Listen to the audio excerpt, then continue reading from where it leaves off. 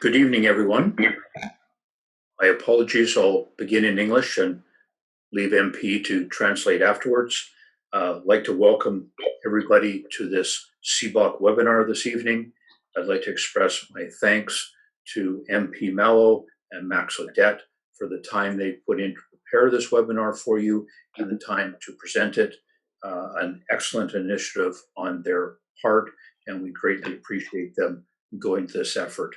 I'd also like to express my thanks to Rike, our National Coordinator of Officials Development, who is running the technology tonight, has provided all the assistance with the registration, everything that goes into this.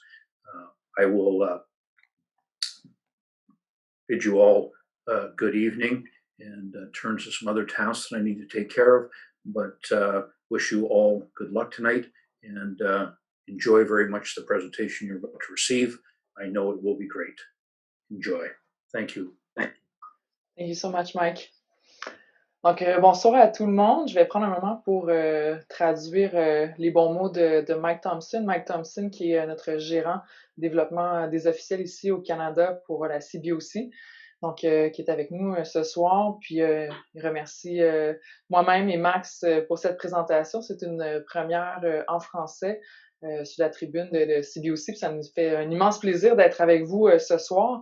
On a aussi Ricky qui est dans les arrière-scènes, qui va gérer tout le côté technologique, s'assurer qu'on puisse laisser rentrer les gens, comme on dit. Puis, à travers ça, c'est sûr, d'être avec nous ce soir, un mercredi, ça en dit beaucoup sur votre passion, votre vouloir d'en savoir plus, surtout dans un temps un petit peu plus difficile en ce moment. Donc, notre souhait, c'est de pouvoir faire la présentation à l'intérieur peut-être d'une heure, 1h10, pour être capable de vous laisser à votre soirée. Donc, juste des petites étiquettes de départ. Donc, au niveau du Zoom, on vous demanderait de garder votre microphone à off, donc à l'arrêt. Si jamais on a des questions, ça va se passer beaucoup plus à la fin. Il y a toujours l'option chat. Si vous regardez un petit peu au bas, vous avez des questions qui vous viennent en tête tout au long de la présentation. N'hésitez pas à les inscrire à la fin. On va essayer de les ramener puis pouvoir y répondre. Sinon, on va peut-être vous demander d'interagir à certains moments. Le chat va être encore la source des réponses. Puis, d'entrée de jeu, ce qu'on va faire, c'est qu'on va vous ajouter au chat un lien qui va vous permettre, je reviens à l'instant, qui va vous permettre de télécharger quelques vidéoclips qu'on va pouvoir visionner ensemble, mais vous comprendrez si vous avez fait d'autres Zoom ou webinaires que des fois, la technologie n'est pas de notre côté, puis ça fait en sorte que les vidéos sont un petit peu saccadées. Donc, ce qu'on vous propose ce soir, c'est de downloader sur via un lien WeTransfer. Je vais juste revenir ici. Okay, donc, dans le chat, je vous inscris à l'instant.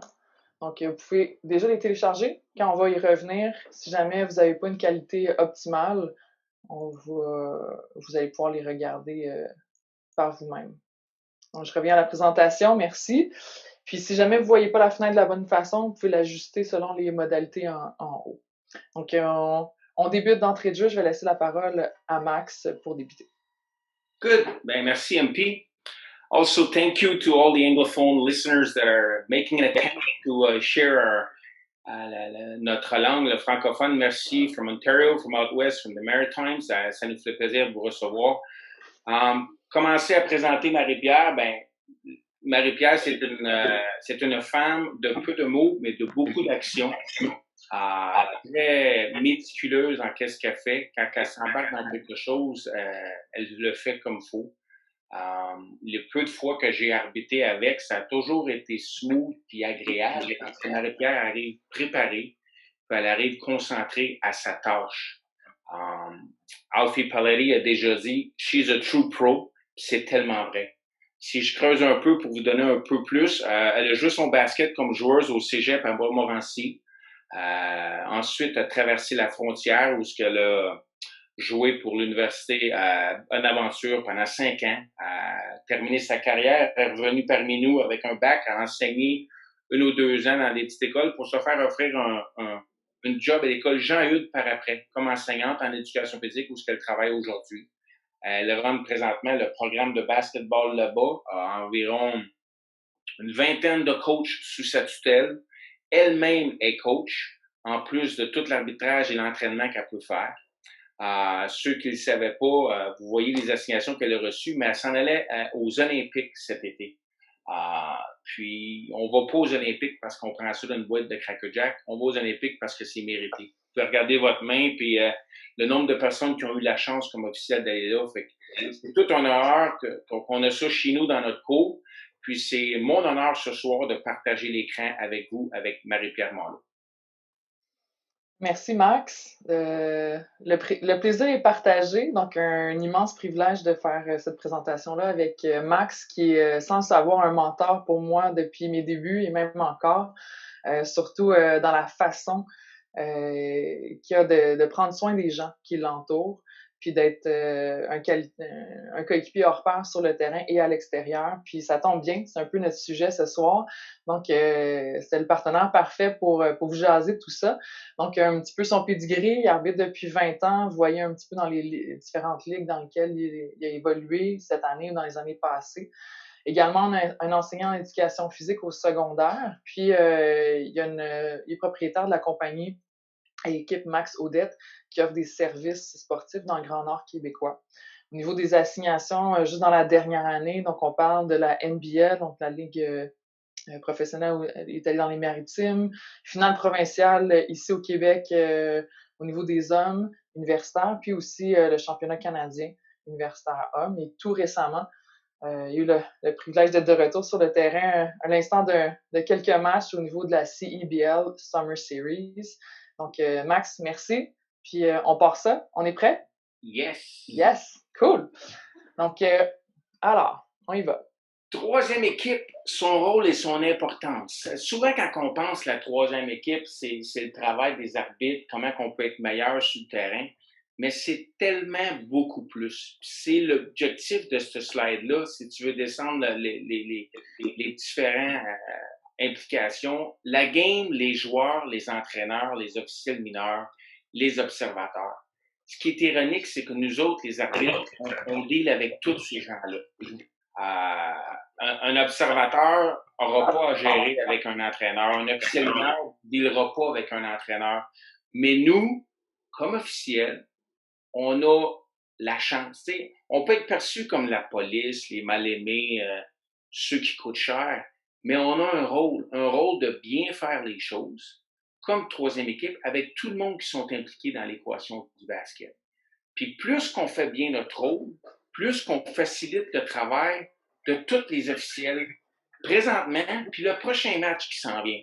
Je vais te donner quelques exemples anodins.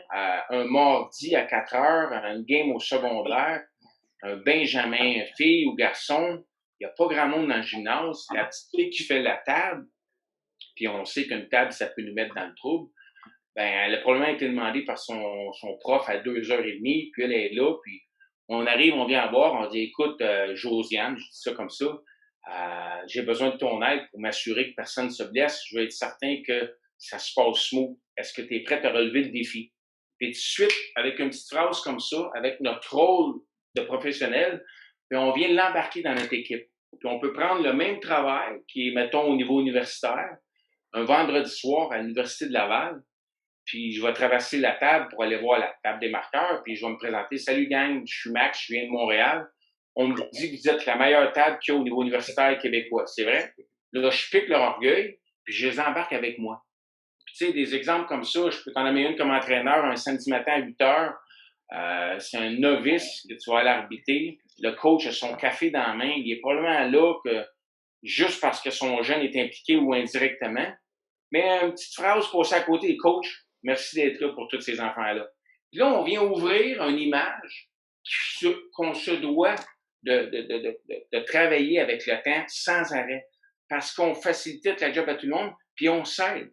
Puis trop souvent, nous autres, comme arbitres, on veut être valorisés, on veut être respecté, on veut, tu sais, mais on se le doit comme officiel de le faire avec les autres entités de la game.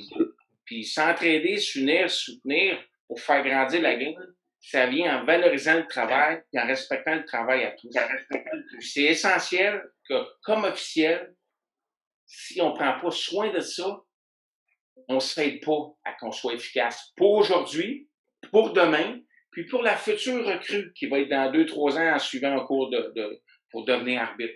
Fait que soyons, comme arbitre, consciencieux des gestes qu'on pose à toutes les fois parce que c'est tout le monde qui en bénéficie. C'est le message que je voulais lancer avec cette slide-là au niveau de la 3e équipe des gens qui sont impliqués dans l'équation du basket. Donc, une belle mise en bouche pour vous amener à déjà interagir avec nous. Puis je vais demander à Max de le faire parce que j'aurais de la difficulté à sortir de la slide. Donc, d'aller peut-être dans le chat. Donc là, on va vous poser une première question. Quels sont, selon vous, les éléments clés, ça peut être des mots spécifiques, afin de maximiser la performance et de favoriser le succès d'un duo ou d'un trio d'arbitres sur le terrain? Donc, je vais laisser Max le soin de regarder ça au passage dans le chat. Donc, soyez pas gênés. Donc, écrivez vos réponses. Donc, qu'est-ce que vous pensez qui peut être des éléments, des facteurs clés qui peuvent faire la différence pour maximiser une performance d'équipe ou un succès de duo de trio sur le terrain? Un petit 30 secondes, tout le monde, là. Let's go, shooter des réponses. Ça prend des affaires. Copiez pas celui avant. J'en ai 6, j'en ai 7, j'en ai 8. On continue. Je peux peut-être les dire déjà, peut-être à haute voix pour qu'on puisse... Communication, confiance, coordination, connaissance des règles, entraide, bonne préparation. Good. Mm-hmm. Vous pouvez continuer à les inscrire. Nous, on va dévoiler peut-être visuellement d'une vue d'ensemble. Puis évidemment, il y a plusieurs éléments, mais on vous en met quelques-uns au passage.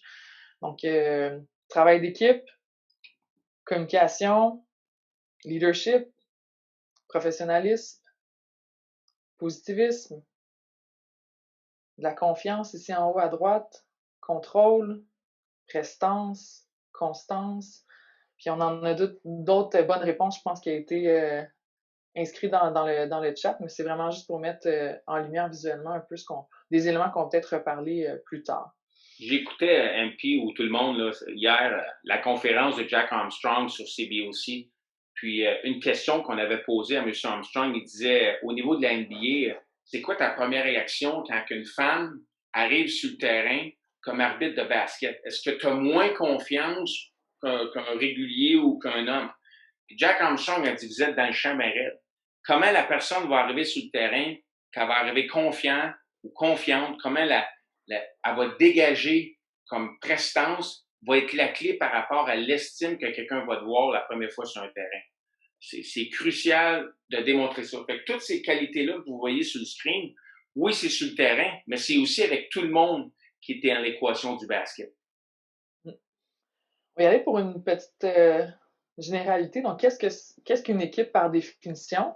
Donc, dans le dictionnaire, on retrouve un petit groupe de personnes qui partagent des habiletés complémentaires, des affinités, acceptent de travailler vers un but commun, ont une responsabilité face à la performance d'un groupe, certaines structures, souvent uniques, certaines divisions des rôles, puis la communication est un élément qui est clé.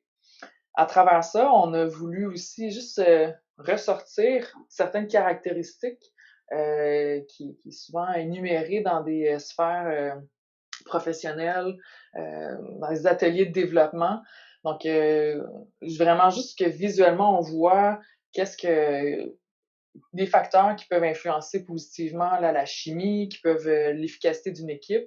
Donc, des objectifs clairs, des ronds de biais définis, communication, prise de décision efficace. Donc là, c'est dans des diverses sphères professionnelles, puis on peut aller jusqu'au 10e, leadership participatif. Donc, je pense qu'en regardant un petit peu au niveau des définitions, on se retrouve bien dans notre rôle d'arbitre qu'on a à faire sur le terrain. Pourquoi travailler ensemble? Juste avant que je commence à décrire ce slide-là, gang, les qualités tantôt qu'on a énumérées, un petit exercice qu'on peut faire, mettez-les toutes sur une feuille de papier, ce que vous pensez que ça prend pour être efficace. Puis, laissez ça dans votre sac d'arbitre. Puis, à chaque fois que vous allez arbitrer un prochain match, là, choisissez en une qualité que vous allez focuser cette game-là. Puis, travaillez dessus au bout. Puis, le prochain match, choisissez ça un autre. Puis, sans que vous allez réaliser, vous allez être focus, vous allez on task, puis vous allez travailler les petits détails qu'on parlait par rapport à la troisième équipe tantôt. Puis, pourquoi travailler ensemble? Ben, c'est 100 fois plus efficace que si tu as quelqu'un qui est fort, puis les deux autres qui sont gênés de s'impliquer, ou l'autre personne qui est gênée de s'impliquer parce que je travaille avec un vétéran. Je fais souvent le parallèle symbolique de, si tu veux nettoyer une cour d'asphalte plein de neige, qu'est-ce qui va être plus efficace? Ça va être les deux arbitres ensemble ou les trois arbitres ensemble qui vont pelleter au même niveau, ou ça va être un qui va pelleter comme un fou, puis les autres qui vont rester passifs? Mais c'est un peu ce qui se passe par rapport à l'arbitrage. Il faut qu'on se partage les tâches. Il faut qu'on prédétermine dans le pre-game, OK, qui fait quoi, comment qu'on fait, on utilise la structure en place. Mais il faut pas s'impliquer à cause de ci ou à cause de ça.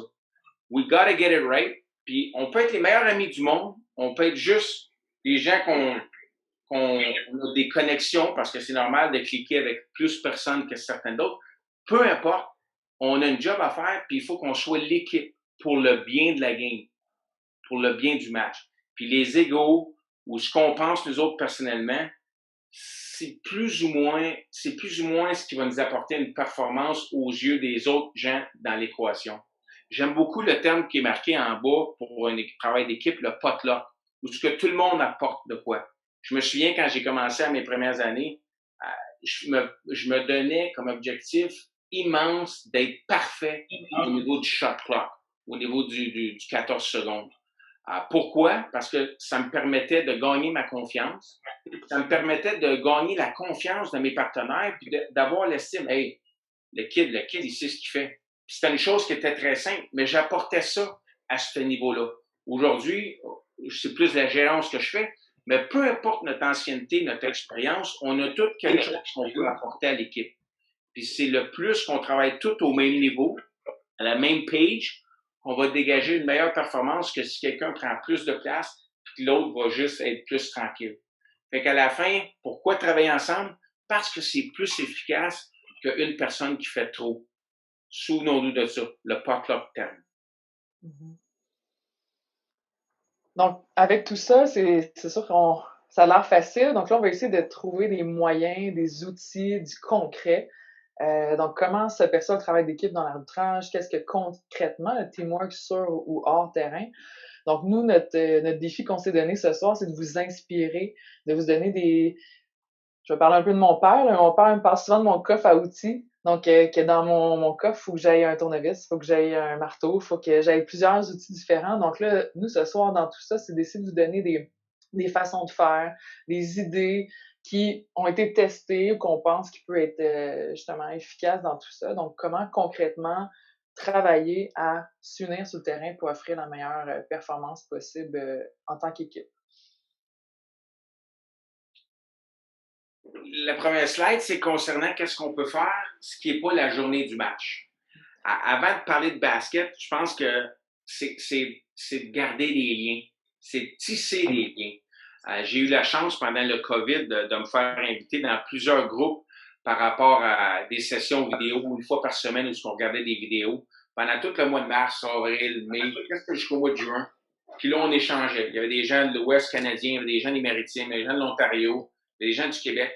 Puis c'était précieux parce que ça me restait sharp. Et ça, c'était un groupe d'amis par rapport aux vidéos. Je pense que il faut se faire des groupes d'amis comme ça, hors saison ou hors match, que ce soit pour étudier, que ce soit pour répondre à des questions, puis se poser des questions. Parce que si on reste dans notre bulle, puis on s'entraide pas, il n'y a pas personne qui va nous défendre par rapport à nos intérêts, puis par rapport à comment qu'on peut progresser. Avec la technologie aujourd'hui, tu as les coachs qui regardent des vidéos, tu as les joueurs qui regardent des séquences, qui s'entraînent individuellement one-on-one. Il faut qu'on s'entoure, qu'on se tienne. Puis bâtir des relations, là, c'est de savoir que Jen a eu le COVID cet été, que Lujay Mathieu a eu un bébé, que Alfie va avoir un chien, de jouer au golf off the court, de faire du vélo. de se tenir, parce que ce que ça fait, ça crée des bonds, ça crée une famille. Puis, à tous les niveaux, tu n'as pas besoin d'être un vétéran pour faire ça.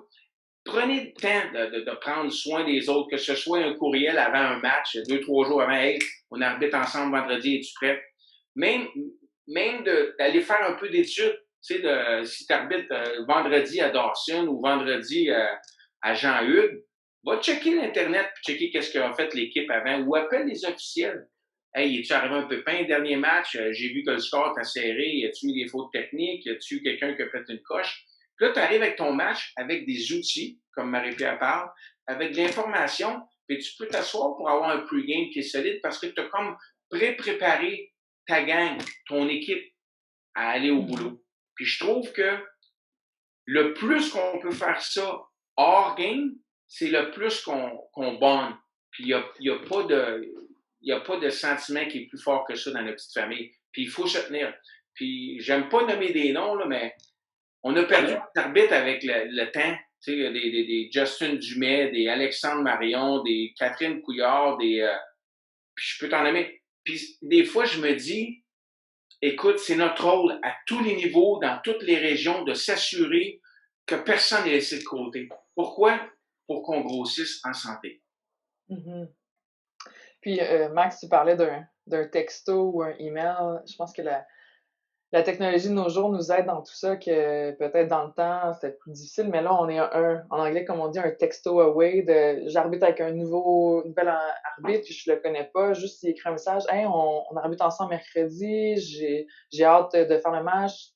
Peu importe, d'avoir une petite interaction, ça met beaucoup, où je vais arriver une trentaine de minutes d'avance, toi, comme ça, on a déjà un lien qui se crée.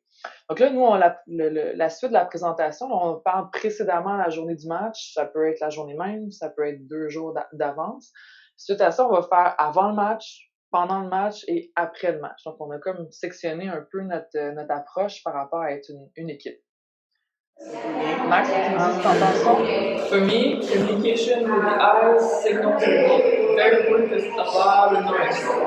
And that's going to cheer. So we have to be one on the team with our eyes and our signals.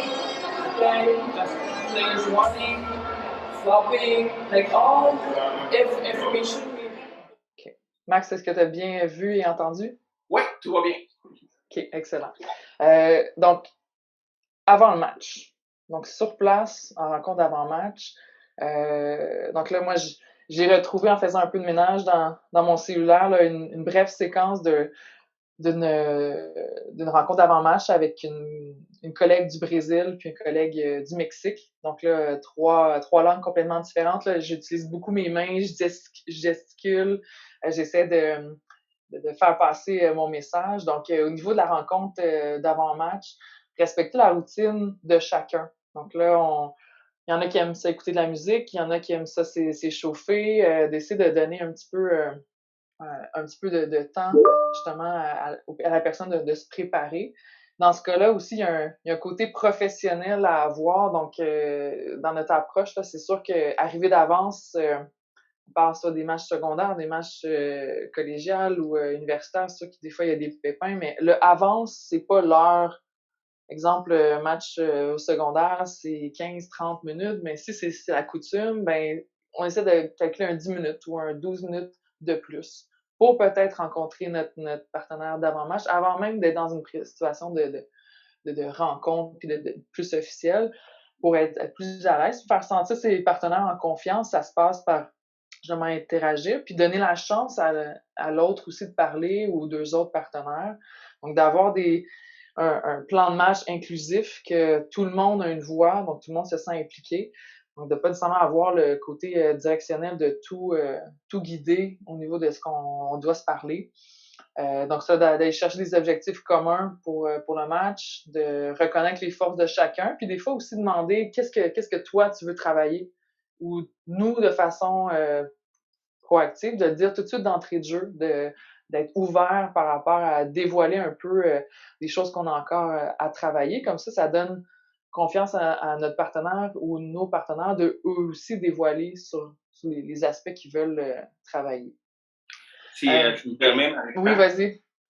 Juste des exemples là, qui me sont arrivés personnellement. Là. Écoute, j'ai eu la chance au printemps d'aller aux Nationaux canadiens. Puis, tu sais, c'est quand même des gens qui ont une certaine expérience qui vont là. Puis, un de mes matchs, j'ai arbitré avec 2 arbitres FIBA, 2 arbitres de l'Ouest canadien.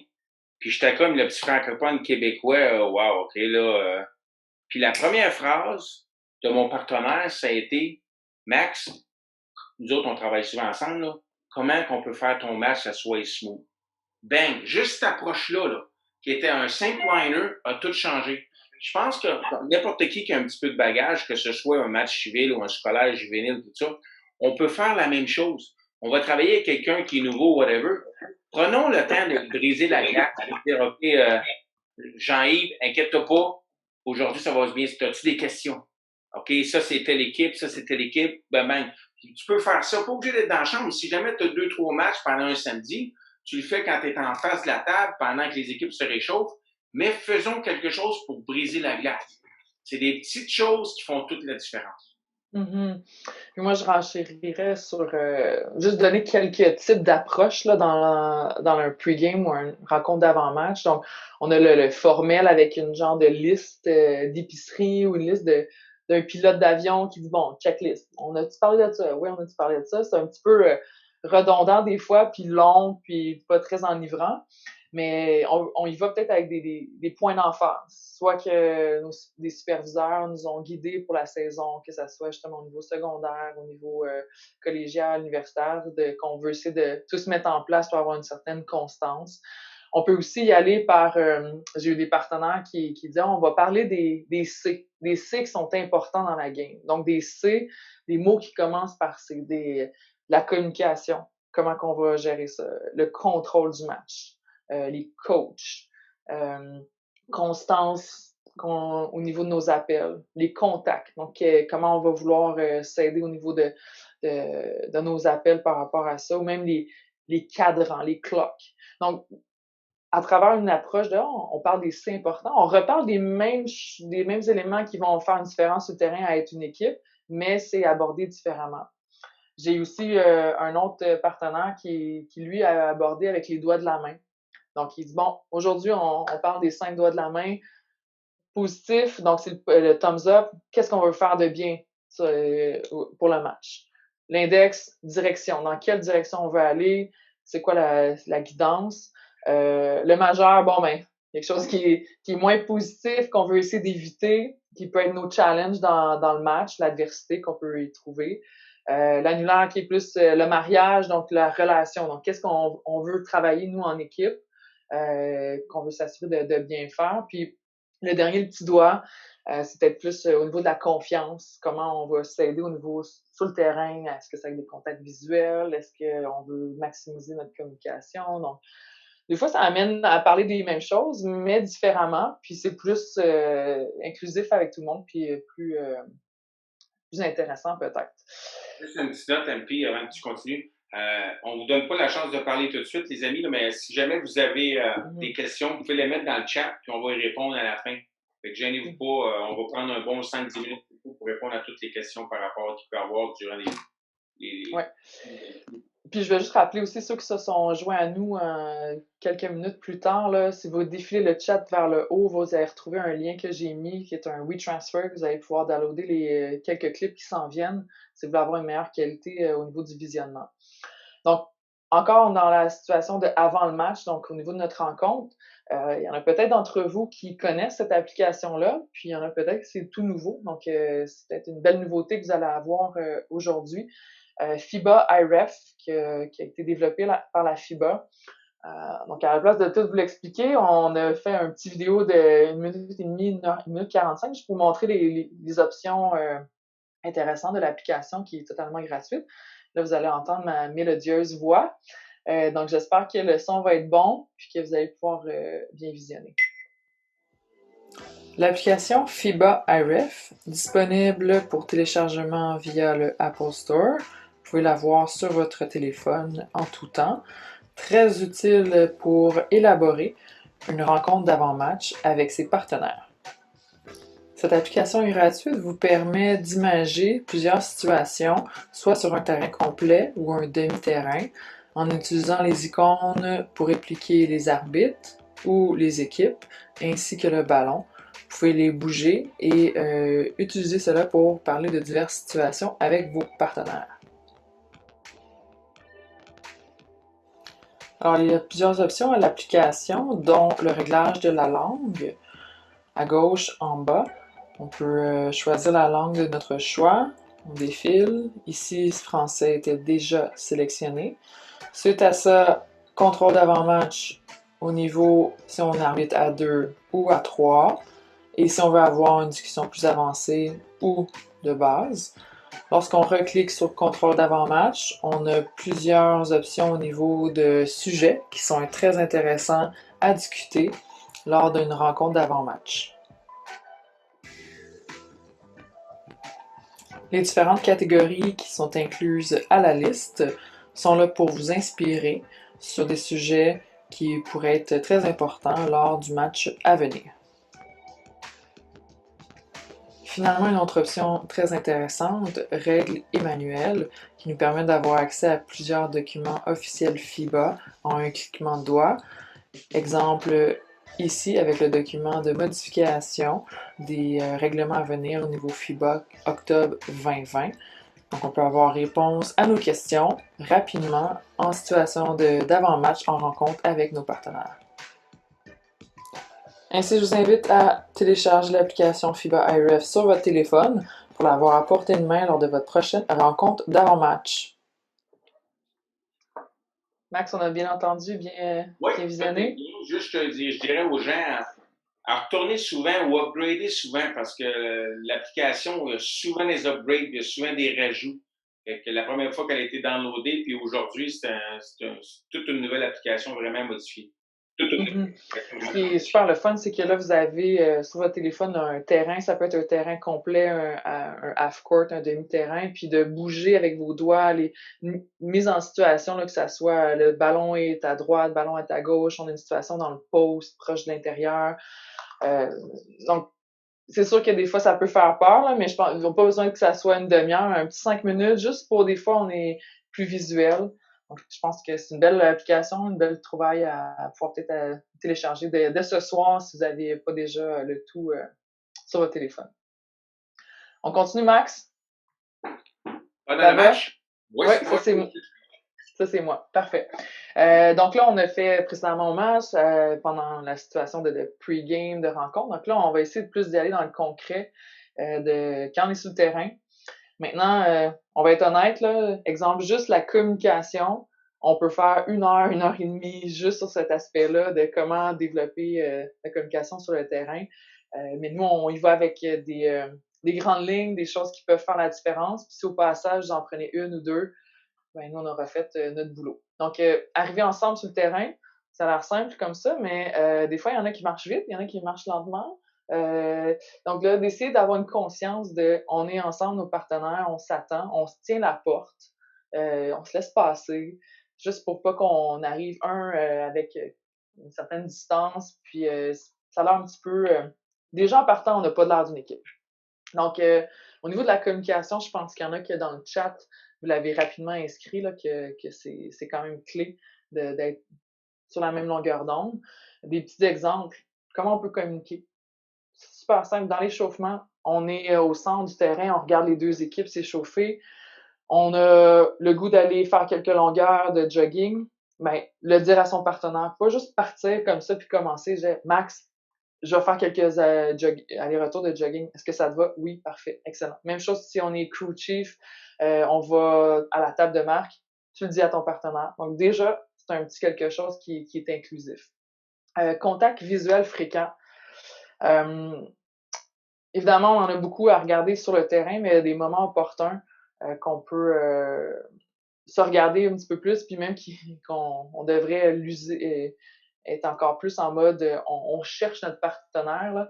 Donc, des fois, au lancer franc, lorsque la situation est à l'arrêt, il y en a on a le meneur, le soutien. Des fois, je vais dire les mots en anglais, mais donc meneur, soutien, on donne le ballon au lancer franc, puis on se place, puis là, on est comme dans notre propre bulle. J'essaie de développer le réflexe de tout de suite, je donne le ballon, je cherche mon partenaire des yeux une petite seconde. on se fait un signe de tête, oui, parfait, on est correct. Ça, on peut en parler dans la situation d'avant-match, là, dans la pre-game, si notre partenaire n'est pas nécessairement à l'aise ou ne le fait pas d'entrée de jeu. Contact visuel, ça se fait aussi pendant que le match a lieu. Ça, c'est sûr que à ce niveau-là, lorsque le jeu a lieu, on regarde ce qu'on a, les actions, sauf que, exemple, dans la transition, on devient meneur, soutien à l'opposé, à notre arrivée dans le terrain avant, avoir un petit contact visuel avec notre partenaire qui vient d'arriver sur la ligne de fond, la baseline, encore un petit checkpoint, on est correct. Ça va plus loin aussi sur les doubles sifflets, s'assurer qu'on se regarde, puis qu'on le bon arbitre prend l'appel à la table. Donc, juste, je pense qu'on comprend le principe, là. Le plus souvent qu'on peut avoir des eye contact, je pense mieux on va se sentir sur le terrain. 5 collaborateurs. Donc, des sourires. On a le droit de sourire à des bons moments, là, pas sourire pour être cocky ou quoi que ce soit, mais vraiment encore surtout avec nos partenaires ou notre partenaire. Des thumbs up. Donc, oui, tout est beau, on peut remettre la balle en jeu, réplique de signe, la shot, dernier lancé. Ça, encore là, ça fait partie des situations de rencontres d'avant-match qu'on se parle, qu'on est prêt pour ça. S'approcher lors d'une ambiguïté, une situation qui va pas, de pas parler à 5 pieds, là. Donc, d'essayer de se rapprocher physiquement, puis après ça, repartir avec la bonne information. Donc, à tes souhaits, Max. Merci. Donc, c'est une situation qui nous révèle si on a des affinités pour travailler en équipe là-dessus. Au niveau de clarté des signaux, sur nos appels, on parle finalement encore de communication. Temps mort. Prochaine diapositive, il va y avoir un visuel là-dessus, mais au niveau des temps morts, c'est un moment tellement opportun pour se jaser, de partager sur une situation qui vient d'arriver ou qui va arriver ou qu'on pense qu'il va arriver ou de se préparer à ce qui s'en vient. Puis au niveau des temps morts, on veut avoir une certaine proximité. Si on est loin, ben déjà là, on n'a pas de l'air de travailler en équipe, puis on se travaille pas en équipe. Le non-verbal aussi, on veut qu'ils soient engagés. Donc, des fois, au niveau des postures, on en a qu'on veut plus favoriser. Au bas, ce qui est écrit, pause du penseur, prière, agent secret, en charge, main sur les hanches. En réalité, c'est juste de vous donner des guidances et une conscience de comment vous positionnez sur le terrain. Donc, autant dans vos épaules, que mes bras sont pas croisés en avant, que j'ai pas de l'air accessible.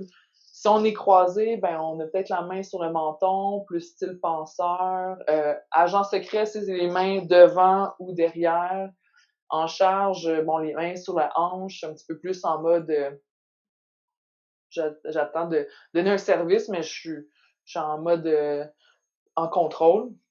Puis au niveau des expressions faciales aussi, juste d'essayer de pas trop en dire, d'être quand même stoïque par rapport à, même s'il y a un super bon appel, un moins bon appel ou une situation qui vous déplaît ou vous plaît, d'essayer d'être finalement, qu'on laisse pas présager ce qu'on peut penser.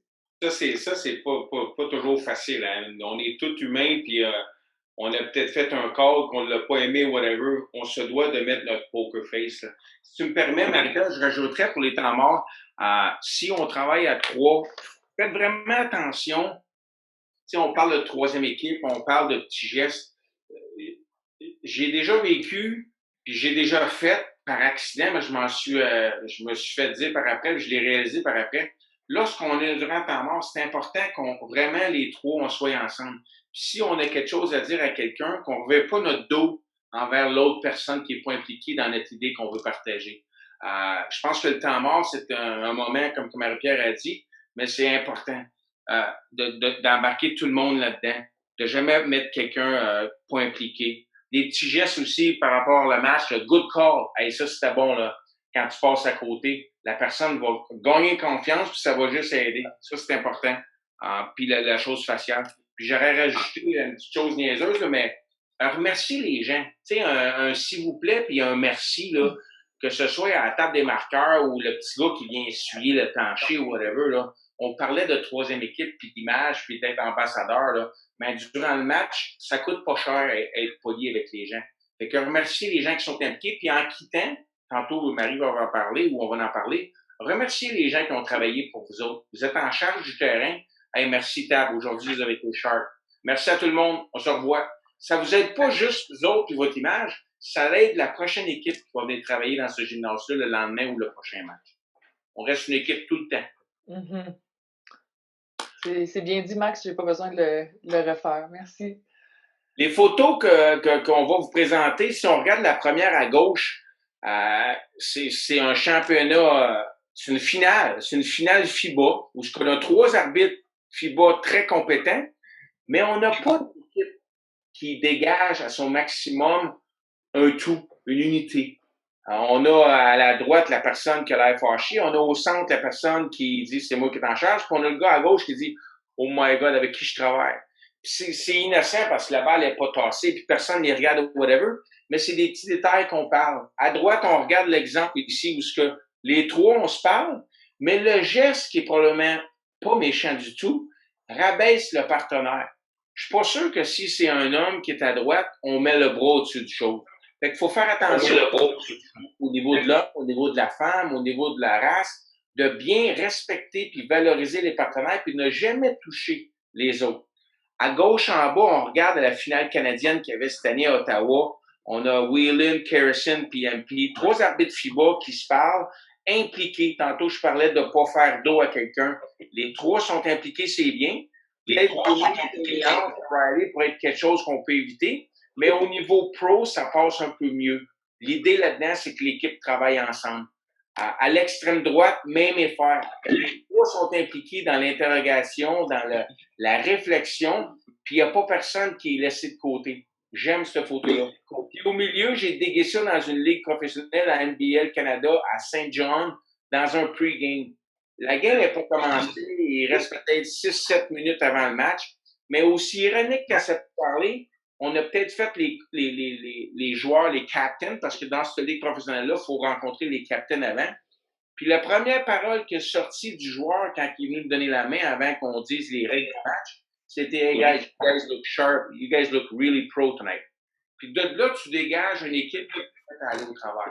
Fait que, tu sais, on parle de petits gestes, durant le temps mort, s'accoter sur une hanche ou vraiment être prêt à être debout à arbitrer.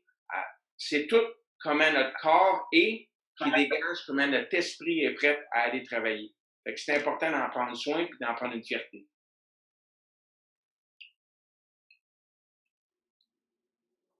On continue pendant le match pour d'autres exemples. Avoir confiance en ses partenaires qu'ils feront de même. Tu sais, tantôt on parlait let's get it right. Une équipe c'est meilleur qu'un vétéran qui est fort ou qu'un arbitre qui est meilleur que le crew chief. Je pense qu'autant les vétérans se doivent de laisser l'espace à les gens qui ont moins d'expérience de faire la job, mais autant que les nouveaux se doivent de prendre leur place. On a des zones primaires, on a une structure qui est en place, puis on la respecte. Je me souviens d'avoir déjà fait une finale collégiale, provinciale, à Huntsic, à mes débuts. Puis on m'avait donné l'assignation crew chief, puis ça m'avait surpris. Puis ça avait surpris plein de monde. Puis quand j'avais commencé, j'avais comme pas été à l'aise au début. Puis après le match, je me souviendrai toujours, Mario Lessard m'avait dit « Trust the system ». C'est tellement vrai. C'est tellement vrai. On a une façon de travailler, on a toute notre place là-dedans, puis il faut la prendre, notre place. Il y a des petites choses simples de reconnaître le nombre d'appels faits par un arbitre. Je dis toujours à mon équipe quand je travaille, il n'y a pas personne qui va avoir plus que 3 ou 4 sifflets consécutifs. Si jamais ça arrive parce que ça tombe dans ta zone primaire, je vais aller doubler le 3e ou le 4e, puis je vais le prendre. Comme ça, on est tous au même niveau. Puis reconnaître un partenaire quand il a besoin d'aide, c'est de faire la différence quand sortir de ta zone primaire quand que l'arbitre est screené, n'a pas vu, ou quand que toi, tu décides, oh, je vais sortir, je pense que c'est une faute. Si l'arbitre qui est meneur a un bel ventre, tu n'as pas besoin de sortir de ton... You gotta trust your partner. Il y a une loi non écrite qui s'appelle les 3 B. Be late, be right, and be needed. Sinon, on reste dans ta zone primaire. Puis ça va juste aider. Souvent, quand on sort de sa zone primaire, on ne fait pas confiance à la structure, c'est là qu'on shoot dans le pied et qu'on se plante. Notre efficacité descend beaucoup. Quand j'étais allé à Sainte-Catherine cet été à faire le CIBL, on apprend à tous les jours. un des commentaires qu'on m'a donné après le match, on m'a dit « T'arbitres beaucoup mieux quand t'es centre à l'opposé que quand t'es centre tableside. » J'ai dit « De quoi tu parles? » Il dit « Quand t'es sideline tableside, tu te fais scier les oreilles, t'as tous les joueurs, ton focus n'est pas aussi là que l'autre bord. » Mais c'est tellement vrai. D'où l'importance de vraiment se respecter et de rester dans nos zones. Double sifflet, arbitre de l'extérieur, eye contact, comme Marie-Pierre parlait, avec l'autre. Prédéterminer à qui appartient le double sifflet. Ça va vous éviter des fameux blurs puis vous mettre dans le trou. Les fameuses fautes techniques où il faut se backer. C'est pour qu'un arbitre donne 2 fautes techniques consécutives à la même personne ou au même entraîneur, peut-être qu'on n'a pas une équipe sur terrain. À réfléchir. Fait que ne pas overruler la décision d'un partenaire, à moins que c'est absolument nécessaire, mais il faut au pire se rencontrer puis décider en équipe.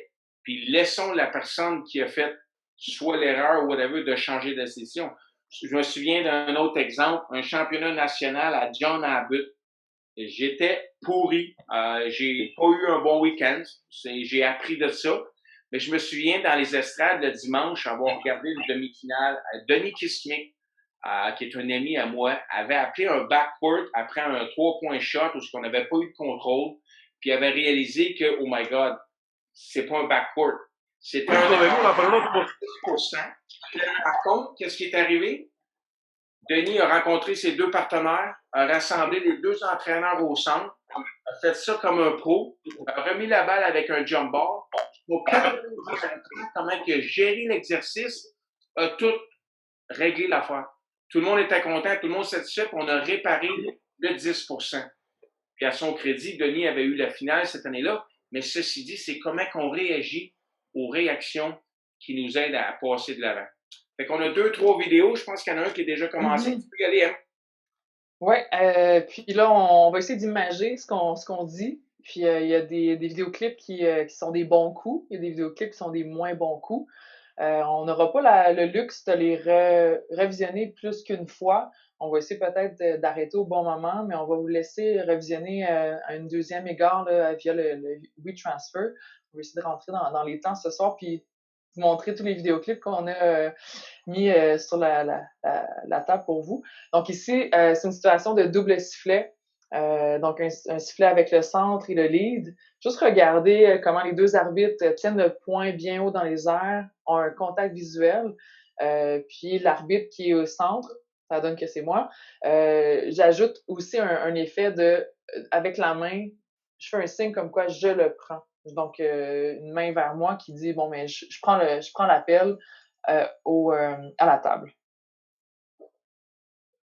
Pero no tuvo suerte. Se la está llevando Puerto Rico.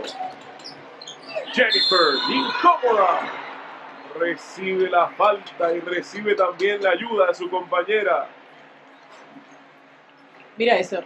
Ese movimiento de Jennifer, a todas las jovencitas que nos están viendo a través del Papá Deporte, eso es un cambio de velocidad. Y por eso es que se practica tanto. Max, est-ce qu'on a bien vu? C'est choppé un peu, mais ça donne l'esprit du message où ce que l'arbitre extérieur fist up, eye contact avec le meneur, puis là, on départage qui prend l'appel.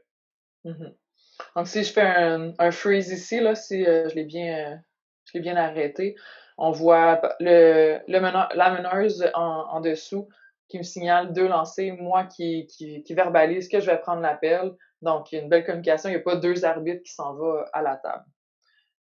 La prochaine situation, je pense que Max, est-ce que tu veux l'introduire? Oui, je peux l'introduire. Écoute, on est à Dawson. C'est un gros match entre Vanier et Dawson pour déterminer c'est qui la meilleure équipe au Québec. On est rendu au mois de février. C'est rare que je travaille avec Marie-Pierre et Jason, mais ce match-là, on était ensemble. C'est collégial D1. Fait qu'on regarde la situation où ce qu'on a eu un backcourt, puis comment on se communique ensemble par rapport à l'au backcourt.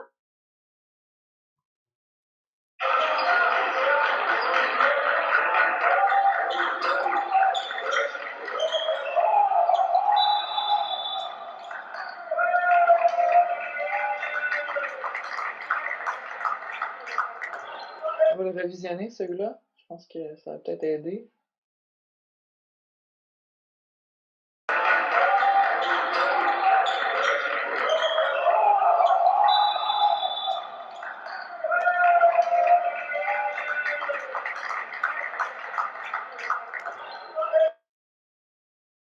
que j'aime là-dedans, c'est que, un, l'erreur est humaine, mais deux, c'est les réactions comme à l'erreur. On voit tout de suite une équipe, bang, qui travaille ensemble, le call est excellent, on donne le thumbs up, puis tout le monde est content. 90% du 10%. Notre troisième. Oh. Un peu fort, celle-là.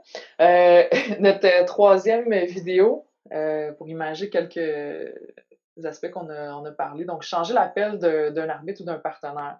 Donc là, c'est une situation qui a une chute d'un joueur en haut de la clé, en haut du 3 points. L'arbitre de centre fait un appel, mais il n'a pas nécessairement vu toute la séquence au complet. Donc là, la séquence se joue, le joueur tombe, il ne semble pas avoir eu un contact énorme.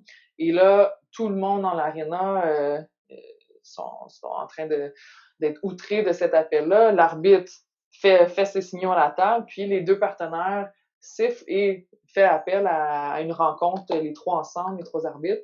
Et vous allez voir ce qui va en suivre par la suite, de comment ils vont avoir géré la situation de cet appel-là.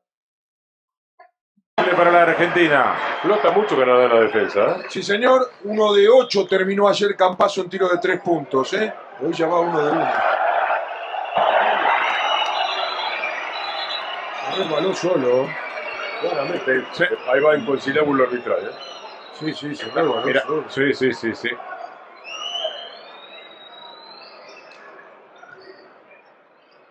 A ver qué indican los árbitros. No, claro. Era demasiado obvio el tema, ¿no? El lateral para Pierre. Consultas con la mesa.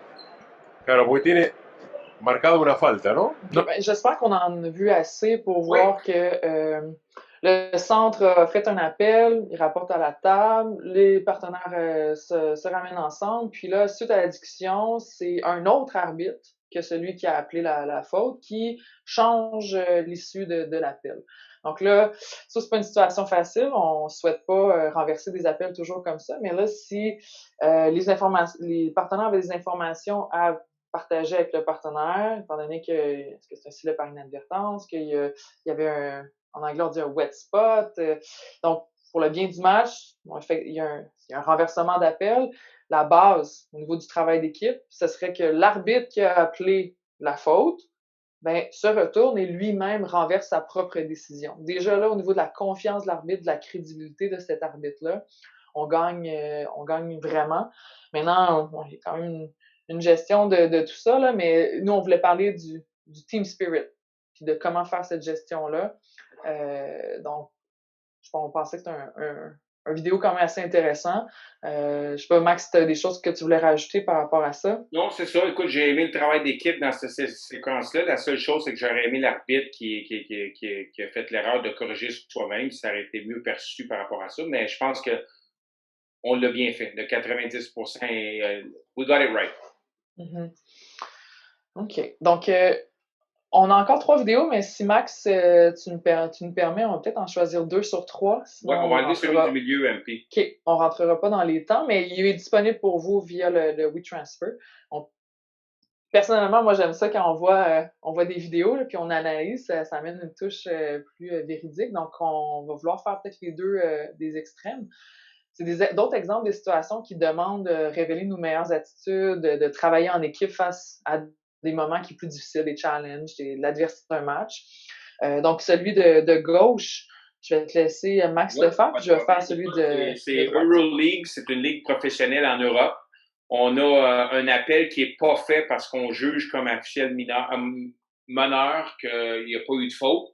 Puis là, on est contesté sur le terrain par l'entraîneur, puis on garde notre calme comme officiel incroyable. On fait ça.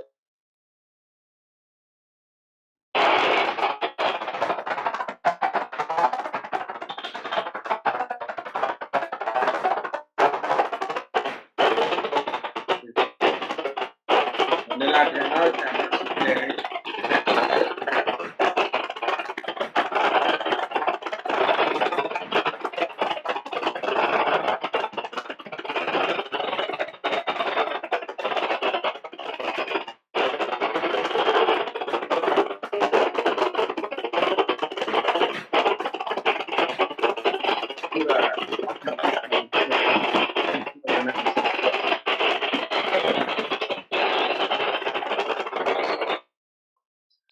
L'idée derrière cette vidéo-là, c'était le body language de l'officiel qui avait fait la faute technique et le non-appel était priceless. La personne ne recherchait pas la confrontation. Quand vous le regarderez, vous allez voir que la personne reste neutre puis évite la confrontation. Puis l'entraîneur digue sa propre trouble. Puis là, on a un vétéran qui vient utiliser son expérience pour ramener l'entraîneur out puis est éjecté parce qu'il y a eu 2 fautes techniques, mais a soutenu le premier appel, le deuxième appel de ses partenaires. Donc, vous allez voir la vidéo plus tard, mais l'idée de base, c'est que les gens se sont soutenus puis ont travaillé ensemble de A à Z. Puis des fois, c'est dans un textbook, on ne devrait pas aller voir l'entraîneur pour une faute technique, whatever, but we gotta do what's right. Puis je pense qu'ici, on avait l'expérience d'un officiel vétéran qui est allé montrer la sortie à l'entraîneur pour le bien du match. Mhm. Donc, la vidéo n'était pas super, hein, celui-là? Non, c'était pas bon, mais c'est pas grave. On va essayer d'y aller pour un dernier vidéoclip. J'espère qu'il va pouvoir être positif, celui-là.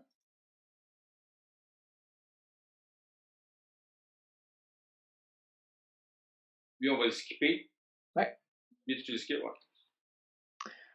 Donc, le dernier, c'est une situation de fin de match. Donc, on parlait de l'adversité challenge. Donc, il y a plein de challenges là, dans un match, mais il y en a un que c'est une fin de match stressante, une série. Donc là, on a une situation, puis à nouveau, j'ai la chance de travailler avec Jason et Max sur cette finale-là. Puis bon, c'est un bon coup, donc on aime ça partager les bons coups, on aimerait ça les répliquer souvent, ces bons coups-là. Là, on a une finale entre Bishop et UQAM, un match très, très serré. Il reste environ 15 secondes. Match qui là, on a un lancer franc. Je vais déjà vous donner les points à regarder si jamais vous avez la chance d'avoir un bon visuel. Là. Donc là, au niveau du travail d'équipe, même nous, après l'avoir revisionné, on était content de voir ce qu'on a été capable de mettre comme effort sur le terrain. Donc là, il y a un lancer franc qui est raté, un jump ball qui est appelé, et les 3 officiels, on se rapproche physiquement de la situation, puis tout de suite, on donne la direction à qui va la balle. Le retour sur la baseline avec la mise en place du ballon, regardez le soutien, puis le meneur, le trail et le lead, comment on communique par rapport au shot clock. S'assurer que c'est adéquat. Puis après ça, il y a l'action qui se passe, il va y avoir un beau lancer. Puis suite au lancer réussi, donc là, évidemment, beaucoup d'effervescence dans le gym. Comment on se ramène ensemble, les 3, on est proches, puis suite à la petite rencontre, on se redirige et on sait où on s'en va. Il y a quelqu'un qui s'en va à la table et les 2 autres arbitres vont indiquer aux entraîneurs quel temps va être restant sur le cadran. Donc, il y a un certain synchronisme là, qui s'est installé dans une situation qui peut être stressante, déstabilisante. Donc, je vous laisse regarder en espérant que ça soit bon.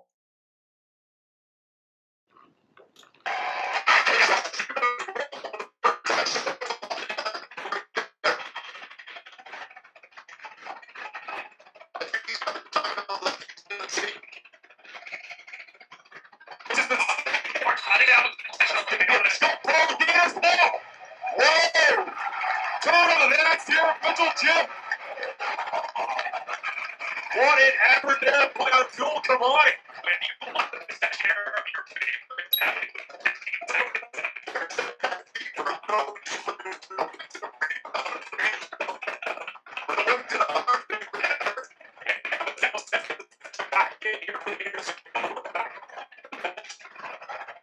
Coach, you have a decision to make. He's going to take this time, but yeah. Get it in the forehill. Get the shot up. They get it to the end goal.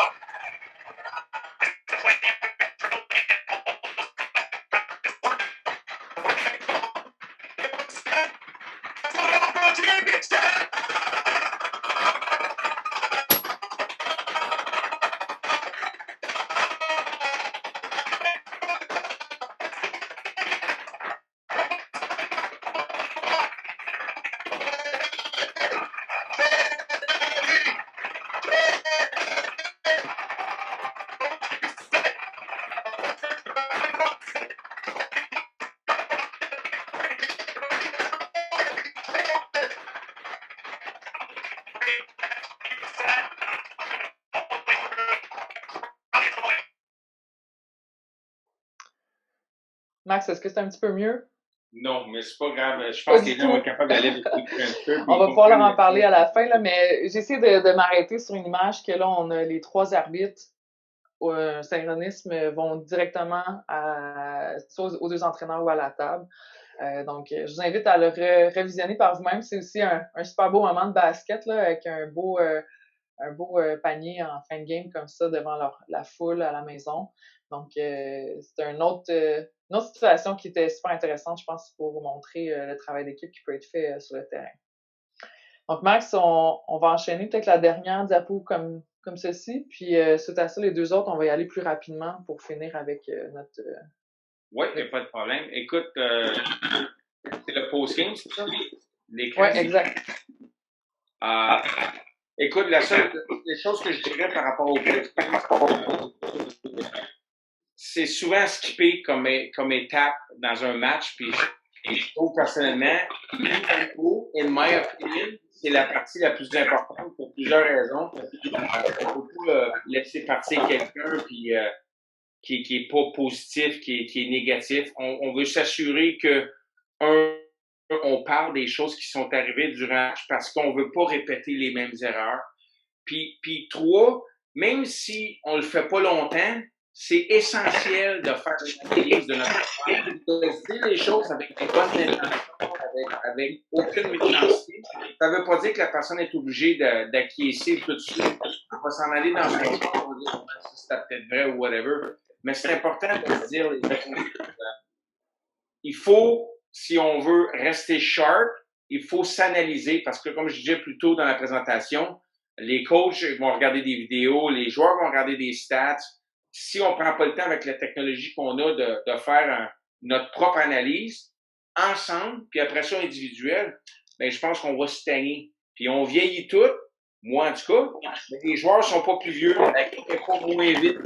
C'est important de répéter ces erreurs, mais être capable de partager. Fait que je sais pas si tu m'entends bien, là, MP, là, mais la dernière phrase qui est en bas, le partenaire que tout le monde veut travailler avec. Puis je pense que si ça, c'est ton motto, tu vas être beaucoup réceptif, tu vas être ouvert à l'écoute, puis tu vas grandir comme officiel parce que les autres vont te faire grandir. Fait que c'est le message que je voulais dire. Puis pas besoin d'être long. Il y en a qui vont faire des vidéos, il y en a qui vont vous envoyer ça. Puis c'est pas parce qu'ils te répondent pas que c'est pas apprécié. Fais ce que toi tu veux pour contribuer, mais valorise le match que tu viens faire, puis prépare le prochain. Pour toi, pour ton partenaire, puis pour les équipes. Tu m'entends-tu? Oui, j'ai dû enlever les diapos pour s'assurer qu'on entende bien ce que tu disais. Je vais essayer de la replacer, là. Je pense que on a tous Pendant que tu dis ça, j'ai juste une autre histoire, là. Je me souviens, la dernière année à Philippe Nass, les gens qui connaissent Philippe Nass, là, qui a déjà été président, de devenir un arbitre FIBA, puis ça n'a pas marché. Puis avec les années, Philippe, comme les Gilles Brière de ce monde, les Paul DL, les Pierre Marion, ont bâti le CPA qu'on a aujourd'hui. Puis quand Philippe avait envoyé son email disant écoute, mes enfants, je vais débarquer. Il y en a un autre qui va prendre la relève. On était tous un petit peu estomaqués. Puis je me souviens d'un petit courriel que j'avais envoyé à Philippe. J'avais dit, Philippe, pars la tête haute, sois fier de ce que tu as accompli. On va garder le flambeau. Puis c'est un peu le message de notre mission ou de notre petite présentation ce soir. Aidons-nous, aidez-nous, aidez-vous à garder le flambeau très haut, très fort.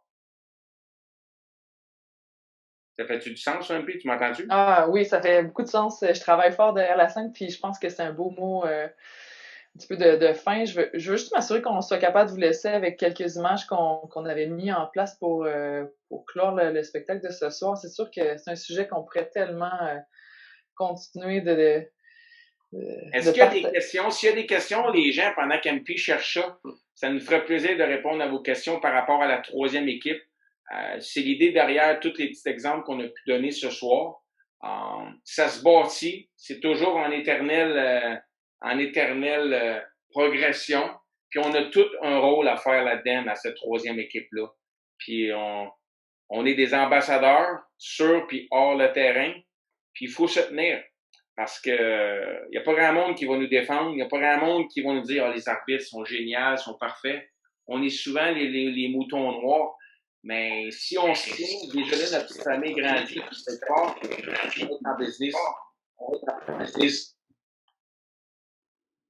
J'ai une question ici, je crois. Veux-tu, MP, partager ton écran avec moi, puis moi, j'essaie de le rouler? Ouais, ben on va faire un dernier petit essai, puis après ça, on va devoir y aller avec la technologie, ce qu'on a ici, là.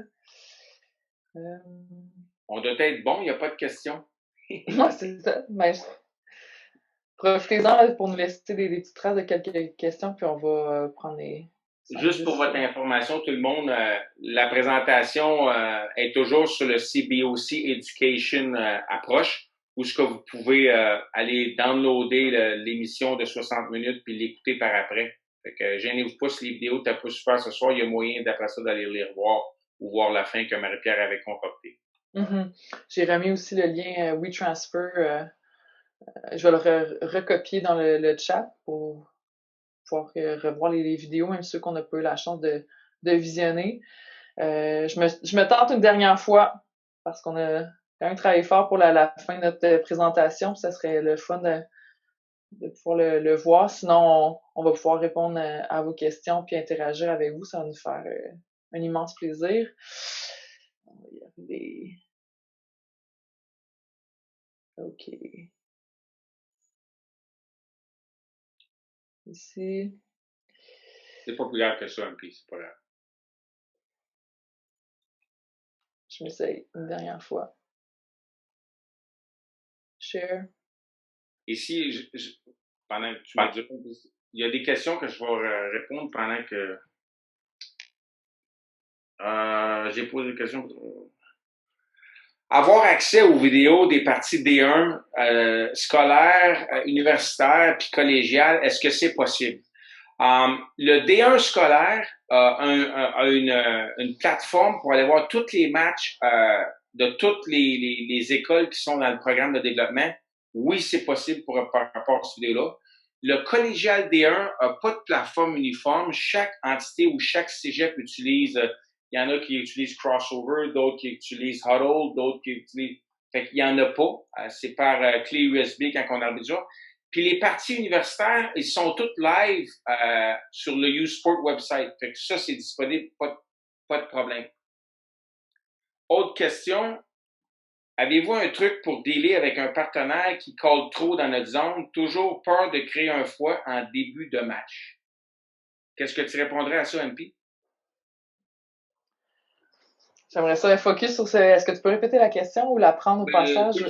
On demandait comme question un truc pour dealer avec un partenaire qui colle trop dans ta zone. Ça peut toujours créer toujours peur de créer un froid en début de match. Qu'est-ce qu'on peut partager? Des fois, tout de suite entrée de jeu, si on est à 2 ou à 3, de prochaines opportunités dans un temps mort, d'y aller peut-être avec est-ce que j'ai manqué quelque chose? Y a-t-il un contact que j'ai peut-être pas vu? Ou là, d'essayer de l'amener à expliquer. Je l'avais pas vu comme ça. Puis c'est sûr qu'à un moment donné, dire là, donne-moi la chance de voir le jeu, ou je pense que cet appel-là aurait dû peut-être être de mon côté, ou d'essayer d'y aller avec quelques questions qui amènent une certaine réflexion. Ça peut juste être plus facile ou plus une gestion que d'y arriver, de dire là, arrête d'appeler dans ma zone, c'est mon call. D'arriver avec une approche plus aidante, mais c'est sûr qu'on faut dire les vraies choses, là, mais si après cette réflexion-là, on n'arrive pas à dire oui, j'avoue que ça devrait être dans ta zone, après ça va avec la personnalité aussi des gens, mais j'irais plus avec une approche de questionnement, de dire est-ce que j'ai manqué quelque chose? Est-ce que le contact, je pense qu'il était peut-être plus de mon côté? Qu'est-ce que tu en penses? Essayer de l'amener à réfléchir là-dessus. L'autre question, je pourrais répondre. La plus grande difficulté que j'ai rencontrée, c'est de former cette troisième équipe dans les matchs de bas niveau. Exemple, un Benjamin D4. Je répondrais à cette affirmation-là. justement, toutes les autres entités, à part les arbitres, parce que le match est quand même sous contrôle, les enfants courent à gauche comme un peu on a coupé les queues, travaillons pour l'image de ceux, le petit marqueur, l'entraîneur qui est volontaire, le responsable de plateau. Soyons des ambassadeurs pour ces gens-là impliqués dans l'éducation du basket. Si ce qu'on gère sur le terrain est smooth, ben peut-être aller choisir un objectif qu'on s'était donné par rapport à les qualités qu'on a parlé tantôt, mais aidons toute l'équipe par rapport à ça qui est impliquée dans le match. Autre question pendant qu'MP essaye une dernière fois. J'ai une dernière question ici. Je vais être obligé. MP, je pense que ça va être à toi cette question-là. On te demande en tant que femme arbitre, quelle attention de la part de tes collègues masculins apprécies-tu pour qu'ils te démontrent leur soutien dans les gros calibres? Il y a plus de défis pour les femmes arbitres, sans doute. D'après toi, MP, en tant que femme arbitre, quelles sont les qualités de ta collègue masculin que tu apprécies lorsque tu travailles avec? Ben, je pense que c'est de pas faire de différenciation. C'est justement de pas penser que je suis une femme ou peu importe la différence qu'il peut avoir en quelque part, c'est de pas la mettre en lumière. C'est de me considérer comme un partenaire qui est un arbitre. Je suis pas une femme, je suis pas un homme, je suis une arbitre qui est là pour faire le boulot. D'avoir justement la confiance qui dégage d'un partenaire qui me voit pas différemment. Je pense que juste ça, là, ça me met en confiance, puis ça fait en sorte que c'est une belle qualité. Donc, d'entrée de jeu, je pense que ça serait ça qui résumerait. OK. On va prendre une dernière question, puis après ça, on va peut-être rapper. On demande ici, comment s'aider comme arbitre à rester dans la game durant le match? Je dirais objectif. Objectif d'avant-match, petits détails, puis concentré à être sharp puis bon dans cet objectif-là de match. Puis, si c'est vraiment facile, 2 objectifs. Mais être focus sur des petites choses qui font la différence. Tout le monde peut arbitrer, mais être un great arbitre demande une concentration. La concentration vient avec les objectifs de pre-game. C'est ce que je répondrai à cette question-là.